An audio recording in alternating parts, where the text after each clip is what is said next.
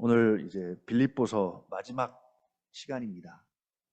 우리도 빌립보서의 마지막 시간이지만 바울도 빌립보 교회와 마지막 시간입니다. 마지막이라고 하면 굉장히 더 신중하고 남다름이 있는 것 같아요. 우리 얼마 전에도 장례식 있었는데 아마 참석하신 분 계시겠지만 입관할 때 고인을 향해서 마지막으로 하고 싶은 말 있으면 하라고 그렇게 시간을 줍니다. 그러면 이제 마지막이니까 이제 얼굴을 정말 마지막으로 볼 수 있는 시간이잖아요. 얼마나 비장합니까? 근데 막상 마지막으로 핵심을 요약해서 뭔가 말을 하려고 하면 딱히 마땅한 말이 생각이 안 나요. 그래서 이렇게 보니까 다들 한 발씩 뒤로 약간 물러가려 그래요. 먼저 자원해서 이야기하기가 쉽지 않습니다. 그리고 마지막 말이 뭐예요? 미안해요. 사랑해요. 이제 좋은 데 가서 편히 쉬세요. 보통 이제 이 정도 이야기를 합니다. 오늘 이 본문도 이제 바울이 빌립보 교회 성도를 향해서 하고 싶은 마지막 말입니다. 마지막.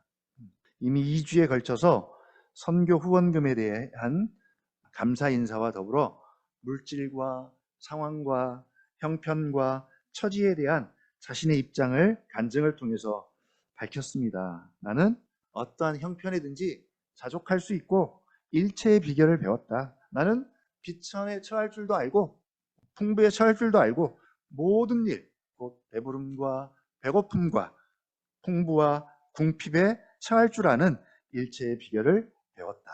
그리고 내게 능력 주시는 자 안에서 내가 모든 것을 할 수 있다. 뿐만 아니라 나의 하나님이 그리스도 예수 안에서 영광 가운데 그 풍성한 대로 너희 모든 쓸 것을 채우시리라. 그렇게 말씀을 드렸고요.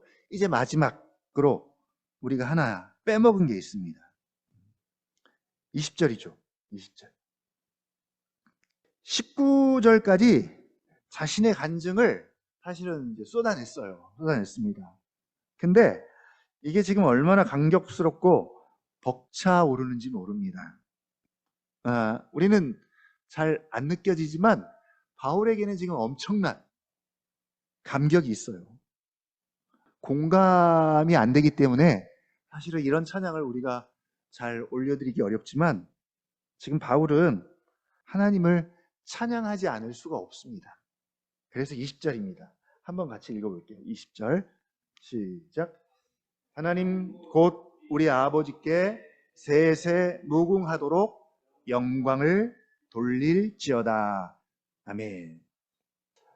사실 이 부분이 되게 감동스러운 장면이에요. 이미 바울은 하나님으로 충만해 있습니다. 그 하나님이 나의 모든 필요를 쓸 것을 채워주시는 나의 하나님입니다.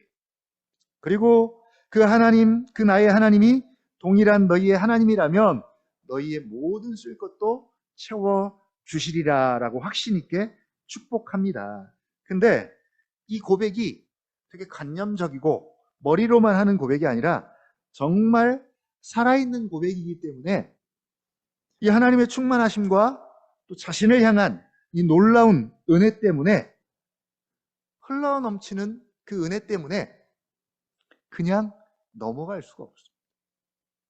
그래서 일단 멈춘 다음에 찬양합니다. 비록 흐름은 끊어지지만 그게 중요한 게 아니라 일단 멈춰서서 하나님을 찬양하는 일이 훨씬 더 중요합니다. 하나님 곧 우리 아버지께 세세 무궁하도록 영광을 돌릴지어다. 아멘. 여기서뿐만 아니라 다른 서신에도 사실은 마찬가지예요. 하나님의 존재와 하나님의 사역과 하나님의 어떠하심을 생각하고 그 지식으로 충만해지면 제일 먼저 반응이 하나님을 찬양하는 일이죠. 할렐루야, 할렐루야. 찬양합시다. 찬양해라가 아니라 하나님의 그 영광과 위엄과 능력과 크심에 압도당해서 자신도 모르게 찬양하게 되는 것이죠. 예배가 그랬으면 좋겠습니다. 예배. 찬양과 예배 같은 의미겠죠. 이게 하나님을 아는 자의 영적 본능입니다. 하나님을 아는데 하나님을 경배하고 하나님을 예배하고 하나님을 찬양함이 없다. 그러면 그 하나님을 아는 지식은 살아있는 지식이 아닌 것이죠. 바로 지금 바울이 그 하나님을 아는 지식의 충만함 가운데 빠져서 마지막 혼신의 힘을 다해서 편지의 마지막 대미를 장식하고 있는 것이죠. 그 첫 번째가 선교 후원금에 대한 것이었고, 그리고 이제 그 충만함 때문에 20절에서 잠시 멈춘 다음에 찬양을 합니다. 찬양을 드리고요. 다시금 추신 두 번째 권면을 이제 21절과 22절에서 언급을 하고 있습니다. 21절과 22절입니다. 같이 한번 읽어보겠습니다. 시작. 그리스도 예수 안에 있는 성도에게 각각 문안하라. 나와 함께 있는 형제들이 너희에게 문안하고 모든 성도들이 너희에게 문안하되 특히 가이사의 집 사람들 중 몇이니라. 예. 한마디로 문안하라. 문안하라. 우리도 너희에게 문안하고 그리고 모든 성도들이 로마에 있는 모든 성도들도 너희에게 문안한다. 문안하라. 여러분 어떻게 우리가 서로 문안합니까? 쉬운 말로 말하면 인사하라죠. 인사하라. 오늘 우리 어떻게 서로 인사했습니까? 한 번 더 인사할까요? 사랑합니다. 네, 사랑합니다. 안녕하십니까? 예. 간밤에 안녕하셨습니까? 사랑합니다. 사랑하고 축복합니다. 이렇게 문안 인사를 합니다. 일단 이 문안의 의미는 성도의 교제로 적용해 볼 수 있겠습니다. 성도의 교제. 우리가 그리스도의 몸으로서 몸의 지체로서 그리스도 안에서 한 형제와 자매임을, 가족임을 오늘 이 성찬식을 통해서 우리가 떡과 잔에 함께 참여함으로 한 몸이신 예수 그리스도와 함께 연합했음을 사람들 앞에서 우리가 공적으로 신앙 고백하고 증언합니다. 그래서 이 떡과 잔에 참여함은 그리스도와 연합을 더욱 공고히 하고 그리고 성도와는 성도의 교제를 더 확고하게 하고 견고하게 하고 더 깊이 있게 하는 굉장히 중요한 수단이 성찬식입니다. 그래서 이 떡과 잔에 참여할 때마다 우리가 한 몸임을, 한 지체요, 또 한 생명 안에 있는 언약의 가족임을 늘 새롭게 인식하고 그리고 몸에 새겨서 한 몸 된 지체들과 더욱더 친밀한 교제를 나누고 또 섬기고 또 사랑으로 함께 한 몸으로 세워져 나아갈 수 있도록 헌신하고 또 결단하고 또 실제로도 그렇게 이제 해야 합니다. 그래서 서로서로에게 문안하라. 이런 마음을 가지고 이런 정신을 가지고 서로서로에게 문안하되 자, 우리 문안의 포커스는 무엇일까요? 그 성도가 그리스도 안에 있는가를 확인하고 그로 하여금 언제나 그리스도 안에 있게 하기 위해서 서로가 서로에게 문안하는 겁니다. 빌립보서에서 바울에게 가장 중요한 핵심은 그리스도 예수 안에 있는 것입니다. 은혜, 기쁨, 평안, 그리스도 예수 안에서 우리에게 주시는 그리고 누릴 수 있는 그런 은혜입니다. 어떤 상황에서도 자족할 수 있는 비결도 결국 그리스도 예수 안에서. 그래서 문안을 하고 안부를 물어야 한다면 그가 그리스도 예수 안에 있는지, 그리스도 예수 안에서 성도로 성도다운 삶을 지금 잘 살아가고 있는지, 하나님 백성다운 삶을 잘 살고 있는지, 혹은 누리고 있는지 서로 교제함으로 그렇게 살 수 있도록 돕기 위해서 무난하라 라고 바울이 그렇게 권면합니다. 자, 무난하대에 특히 지금 누구를 주목하냐면 가이사의 집 사람들 중 몇이 있다. 그들에게 무난하라 라고 말합니다. 가이사의 집은 누구네 집일까요? 가이사의 집. 가이사는 당시 로마 황제를 말하겠죠. 그가 네로라면 네로의 집에서 일하는 사람들. 오늘날로 치면 공무원들이에요. 그렇죠? 공무원들이죠. 자, 왜 이들을 주목하고 그들에게 무난할 것을 특별히 부탁하냐면 그들이 그리스도 예수 안에 있기가, 성도로 살기가 쉽지 않기 때문입니다. 그리스도 예수 안에 있기가 정말 어려워요. 로마에 속한 모든 사람들은 뭐라고 말해야 해요? 가이사가 주입니다. 그렇게 말해야 하는 시대를 사는 사람들이에요. 그리고 그걸 삶에서도 보여줘야 합니다. 그런데 성도는, 그리스도 예수 안에 있는 사람들은 그리스도 예수가 주라고 믿고 말하는 사람들입니다. 가이사의 집에 살면서 가이사의 집에서 일하고 그 안에 속해 있으면서 가이사가 주가 아니라 예수 그리스도가 주라고 믿으면서 살아야 합니다. 뭘 말합니까? 그것이 공개적으로 드러나면 그는 죽음을 면치 못할 거예요. 그러니까 사실은 정말 자신의 생명을 걸고 목숨 걸고 믿는 성도들이에요. 그래서 물어야 됩니다.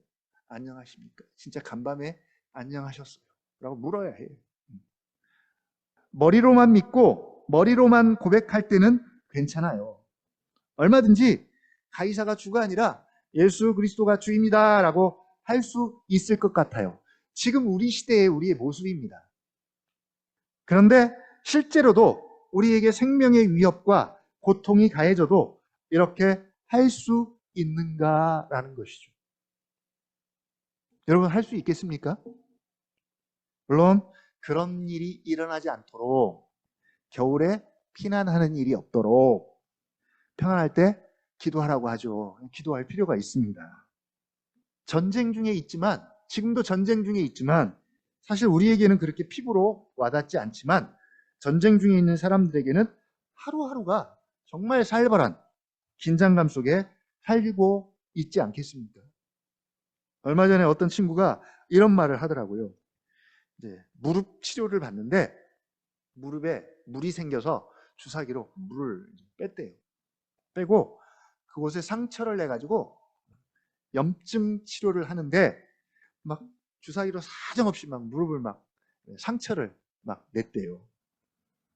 근데 어찌나 고통스러웠던지 만약 이런 식으로 자기를 고문하면 자기는 그냥 다 말해버릴 것 같아요.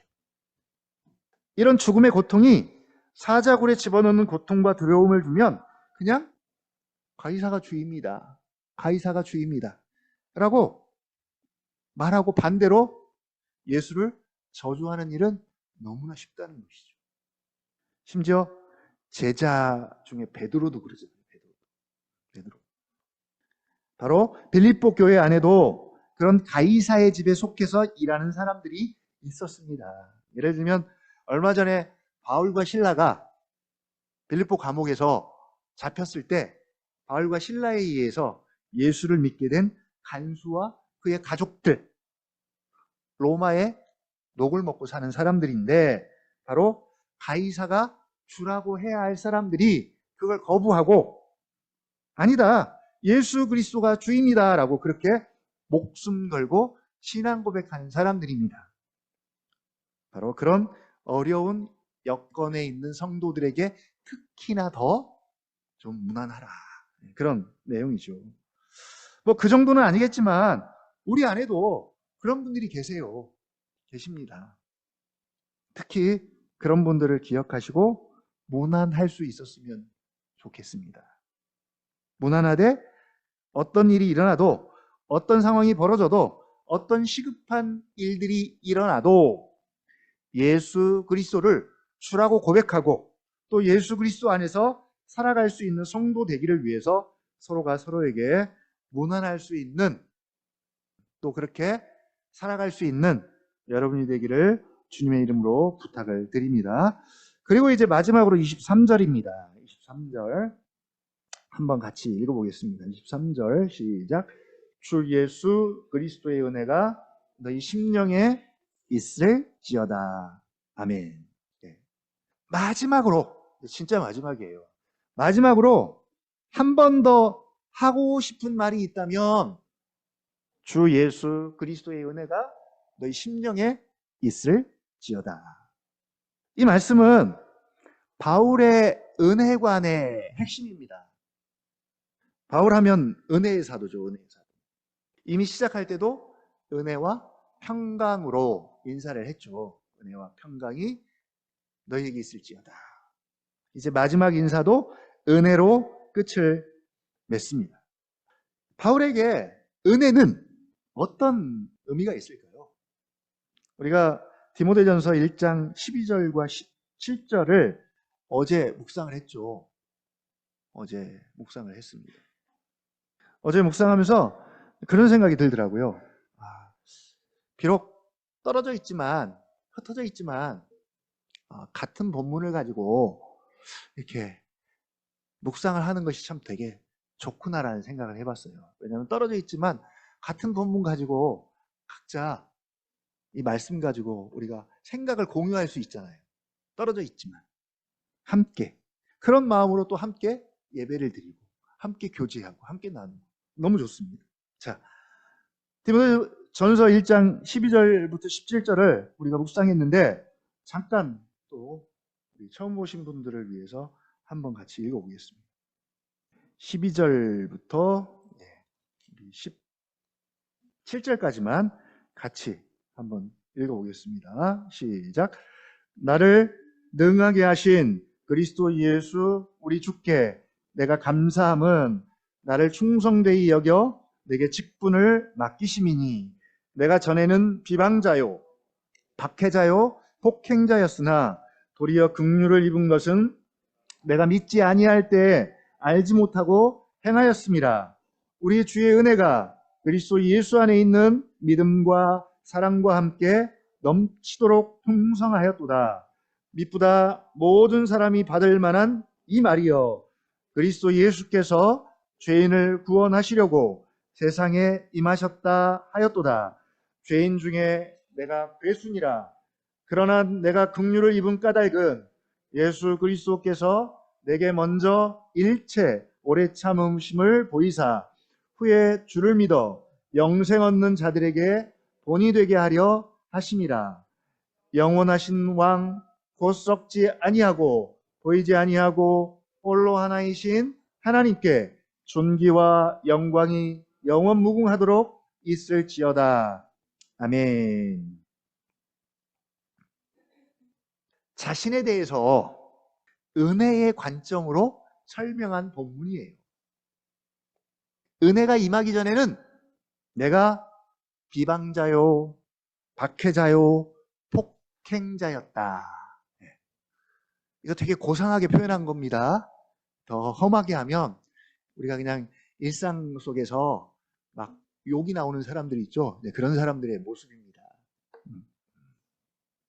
내가 은혜가 임하기 전에는 내가 비방자요, 박해자요, 폭행자였다. 혹시 이 셋 중에 하나라도 포함된 분 계세요? 예. 거기까지는 아니시죠? 내가 죄인 중에 괴수래요.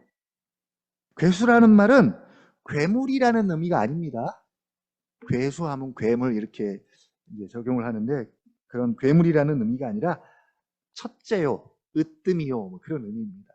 으뜸, 첫째다. 그러니까 자기가 죄인 중에서는 첫째가는 진짜 왕죄인이다. 뭐 그런 의미입니다. 그러니까 은혜와 긍휼과는 아주 거리가 먼 사람입니다. 그런 자신에게 은혜가 넘치도록 임했고, 그리고 그 은혜를 주신 이유를 분명하고 확신 있게 설명하고 있습니다. 그리고 그 은혜를 생각해 보니까 그 은혜의 감격이 또 몰려옵니다. 아까 하나님의 그 충만하심으로 막 그가 압도당해서 찬양했던 것처럼 이번에는 그 은혜의 감격이 몰려옵니다. 잠식당했다라는 표현이 맞는 것 같아요. 그래서 뭘 해요? 또 하던 것을 멈추고 은혜를 주신 주님을 찬양합니다. 17절이 그 내용이죠. 17절. 같이 한번 또 읽어보겠습니다. 17절. 시작. 영원하신 왕, 곧 썩지 아니하고 보이지 아니하고 홀로 하나이신 하나님께 존귀와 영광이 영원 무궁하도록 있을지어다. 아멘. 찬양하지 않을 수가 없습니다. 할렐루야, 할렐루야. 하루에 10번씩만, 10번 너무 많죠.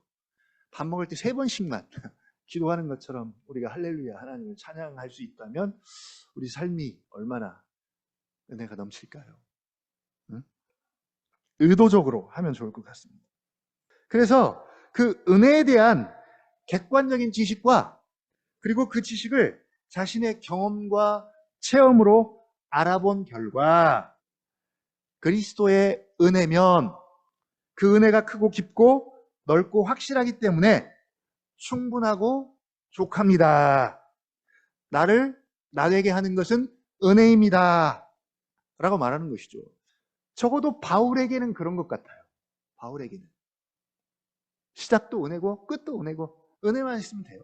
그래서 그 지식과 경험을 가지고 이제는 이 은혜가 너희에게도 너희 심령에도 있을지어다 라고 마무리를 짓습니다. 은혜만 있으면 이 은혜만 알면 더 이상 할 말이 없어요. 더 이상 쓸 내용도 없고 걱정할 게 없습니다. 더 이상 부족함이나 모자람이 없습니다. 덧붙일 말이 없어요. 걱정, 염려할 것이 없습니다. 이 은혜가 너희 심령에 있을지어다. 이 은혜가 말씀을 읽는 우리에게도입니다. 우리를 평강으로 인도해 줄, 우리를 모든 염려와 걱정으로부터 자유케 해줄 하나님을 찬양하지 않고는 견딜 수 없는 그런 은혜, 그리고 내 지나온 인생을 설명하고 나의 나됨을 설명하고 또 그래서 없어서는 안 될 이 은혜가 나에게는 있는지 우리가 이 시간 이 말씀을 통해서 잠시 돌아봤으면 좋겠습니다. 이 은혜는 되게 객관적이면서도 되게 주관적입니다. 그래서 이 두 가지가 사실은 다 필요합니다.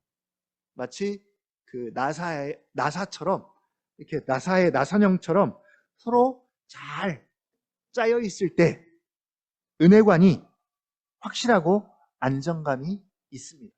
일단 성경적 은혜관이죠. 성경적 은혜관. 객관적인 은혜는 있는 것 같은데 주관적인 은혜가 약하면 이건 그거죠. 머리는 많이 아는데 그 알미 나를 평강으로 인도해 주지는 못하는 것이죠. 알기는 아는데 1만 달란트의 빛을 탕감받은 자라는 것을 아는데 결국 삶에서는 어떤 일이 벌어져요? 그 알미 정작 나에게 100데나리온 빚진 자를 용서할 만큼 살아있는 지식은 은혜는 못 된다는 것이죠. 그리스도인이기는 한데 삶에 능력은 없어요. 생명력이 없어요. 한마디로 무기력한 그리스도인. 하나님이 우리에게 주시는 생명은 어떤 생명입니까? 생명으로 끝나는 그냥 그런 것이 아니라 그 생명 안에서 풍성한 생명이다. 풍성한 생명. 그 풍성함이 없는 거죠. 반대로 객관적인 은혜는 약한데 주관적인 은혜는 너무 커요. 은혜의 내용은 없어요. 내용. 은혜에 대한 지식이 없어요. 근데 뭐는 있어요? 감정적으로 활활 타올라요. 경험으로 체험으로 받은 은혜가 너무 빡세요. 굉장히 세요. 은혜를 받아서 되게 감동적이고 가슴이 벅차오르고 눈물 콧물 쏟아내는데 은혜의 실체는 없는 거죠. 어찌 보면 살아있는 은혜 같은데 내용과 실체가 없으니까 자고 나면 어제 받은, 지난주 받은 그 은혜의 감동이 안개처럼 사라질 가능성이 많습니다. 사실 우리가 원하는 은혜 가운데 한 가지가 바로 이런 은혜입니다. 뭔가 좀 임팩트가 있는 은혜. 그런 은혜죠. 근데 자고 나면 어제의 그 기분, 어제의 그 감정 사라지고 없습니다. 그래서 오늘 또 다른 새로운 감동이 있지 않으면 또 되게 시무룩해져요. 어제 그 깨달은 그 은혜의 감정들, 그 가슴 벅찬 그 기분이 계속 오늘도 지속되고 내일도 지속돼야 되는데 지속되기가 어렵습니다. 바로 주관적 은혜의 함정입니다. 저에게도 은혜가 되게 간절한 때가 있었습니다. 물론 지금도 마찬가지입니다. 결혼하고 이제 큰아이를 낳을 때 그때 상황이 딱 이거예요. 은혜 아니면 안 됩니다. 라는 그런 좀 절박한 상황이었습니다. 그때가 이제 제가 신학생 때니까 결혼을 하고 그리고 아이도 낳고 그리고 학생이니까 또 공부도 해야 되고 근데 그때 저의 사례비가 지금도 기억납니다. 40만 원이었어요. 40만 원. 이걸로 이것저것 다 해야 합니다. 그래서 그냥 항복하고 주님이 뭘 주신다고요? 밥 주신다고 했으니까. 그래서 제가 결혼을 했잖아요. 주신다고 해서 제가 결혼도 하고 이제 아이도 정말 대책 없이 낳았습니다. 공부도 해야 하고요. 주님의 은혜가 아니면 저는 생존이 안 됩니다. 그래서 은혜가 저의 삶에 왕노릇 해주십시오 라고 기도를 하고 또 마침 아이가 태어났는데 우리는 그렇다 쳐도 우리의 선택이니까 신앙이니까 이 아이는 어떻게 합니까? 이 아이는 주님 이 아이를 책임져 주십시오. 되게 믿음 있는 것 같죠? 자기가 낳았으면 자기가 책임져야 되는데 그럴 때는 또 주님이 책임져 주십시오 라고 떠맡겨요. 이럴 때만 믿음이 좋아요. 재미난 것, 좋은 것, 만난 것은 지 맘대로 지 혼자 자기만 먹고 그죠? 하다가 책임지기 어려운 것은 불편한 것은 주님께 맡긴대요. 아주 믿음이 좋아요. 아무튼 은혜가 이 아이의 인생에 왕노릇 해 주십시오 라고 하면서 이제 이름도 그렇게 이제 은자를 지은 거예요. 준예은이라고 이제 지어버렸습니다. 너는 주님이 책임져 주실 거야. 은혜가 너의 인생 가운데 시작부터 끝까지 왕노릇해 주실 거야. 근데 아이가 태어날 때가 이제 딱 IMF가 시작이 될 때였습니다. 근데 그때는 이 IMF가 뭔지를 잘 몰랐어요. 제가 경제에 대해서 잘 몰랐을 때니까 피부로 와닿지 않았습니다. 근데 아이가 태어난 지 얼마 안 돼서 갑자기 분유값이 2배로 껑충 뛰어 올랐어요. 6,000원, 7,000원 하던 분유가 갑자기 하루아침에 14,000원이 돼버렸어요. IMF 여파죠. 비상사태입니다. 거기다가 다른 집 아이들은 배꼴이 작아서 이렇게 분유를 주면 잘 안 먹는데요. 조금씩 먹는데요. 근데 우리 집 큰아이는 배꼴이 장대해서 2배를 먹어야 되는 거예요. 2배를. 그래서 분유를 사면 금방 떨어지더라고요.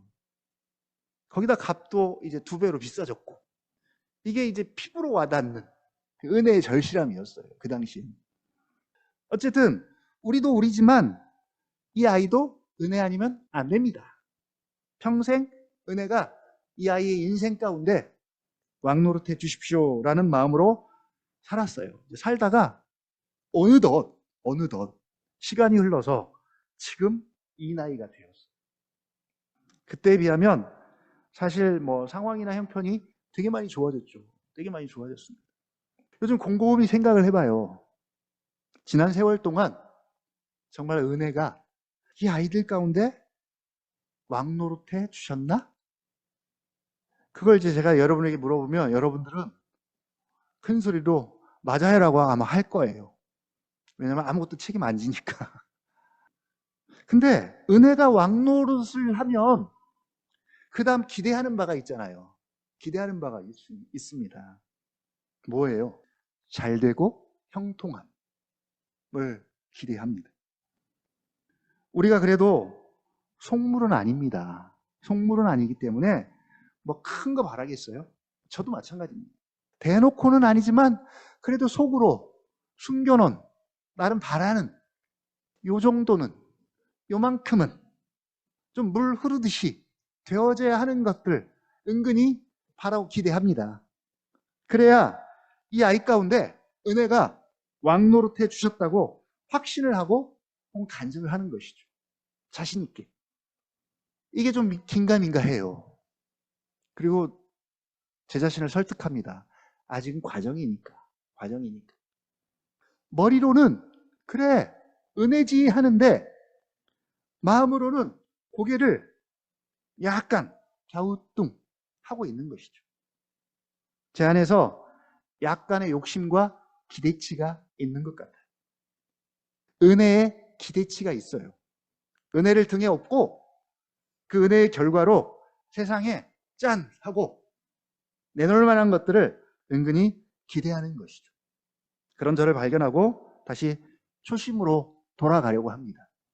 이미 은혜가 이 아이들의 인생 가운데 주인이고 왕노릇을 시작하셨는데, 그죠? 이미 시작하셨는데, 은혜는 하나님의 신실하면은 중도 탈락이 없잖아요. 근데 뭐가 걱정이고 뭐가 문제겠어요? 중간에 은혜가 왕노릇을 포기할까요? 그래서 우리가 고난을 당하고 고통을 겪습니까? 너희 안에 착한 일을 시작하신 이가 이미 시작하신 이가 언제까지요? 그리스도 예수의 날까지 이루실 줄 우리는 확신하노라. 예. 은혜가 이 아이의 인생 가운데 왕노릇을 하셨다면, 시작하셨다면, 우리 인생 가운데도 왕노릇을 시작하셨다면 끝까지 우리를 책임져 주십니다. 무엇 때문에요? 하나님 아버지의 신실하심 때문에. 신실하심 때문에. 반대로 이제 제가 걱정하고 염려할 것이 있다면 이겁니다. 이 아이들의 입장에서도 자신의 입으로, 여지까지 한 고백은 저의 고백이었고요. 자신의 입으로, 자신의 인격으로 주님의 은혜를 고백해야 합니다. 어떻게 해요? 지금까지 지내온 것 주의 크신 은혜라. 찬송 가지고 지금까지 지내온 것 주의 크신 은혜라. 그것이 뭐 10살이든 20살이든 30살이든 딱 지내온 것만큼 지금까지 지내온 것 주의 크신 은혜라. 한이 없는 주의 사랑 어찌 이루 말하랴. 사납게나 주의 손이 항상 살펴주시고 모든 일을 주 안에서 형통하게 하시네. 주님의 은혜가 내 인생의 왕이시며 왕노릇해 주십니다. 지금까지도 그렇게 해주셨고 앞으로도 그렇게 해주실 것입니다. 라고 믿고 확신하고 그렇게 사는 것입니다. 이건 이제 저의 고백이 아니라 은자 들어가는 우리 자녀들의 자신 스스로의 고백이 되어야 되는 것이죠. 만약 그렇게 된다면 이제 저로서는 이 아이들을 향해 사실은 별로 걱정할 게 없어요. 오늘 바울처럼. 물론 이렇게 고백한다고 해서 이 아이들의 인생에 날마다 맑은 날만 있다는 의미는 아니에요. 마른 하늘에 천둥 번개도 칠 것이고요. 수시로 먹구름도 몰려올 것이고요. 남들이 보기에는 정말 은혜가 하나도 없는 것 같은, 악인들은 너무너무 잘 돼요. 의인들은 왜 이렇게 잘 안 되는 거예요? 넘어지고. 그렇게 은혜가 하나도 없는 것 같은 그런 상황과 환경에 처하게 될 때도 있을 것이고요. 넘어질 때도 있고요. 일이 잘 안 풀릴 때도 있어요. 그럴 겁니다. 시편 23편 우리 계속 강조하잖아요. 어딜 지나간다고요? 하망이 음침한 골짜기 안 지나가고 싶죠. 근데 지나가야 됩니다. 푸른 풀밭, 맑은 시내로 가기 위해서는 반드시 지나가야 돼요. 지나갈 겁니다. 그러나, 그럼에도 불구하고 은혜가 저희 인생의 왕입니다. 왕 노릇해 주십시오. 적극적으로 왕 노릇해 주십시오라는 믿음이 확실하고 그 믿음으로 산다면 누가요? 우리 자녀들이. 그러면 이제 저는 만족하려고 합니다. 결론입니다.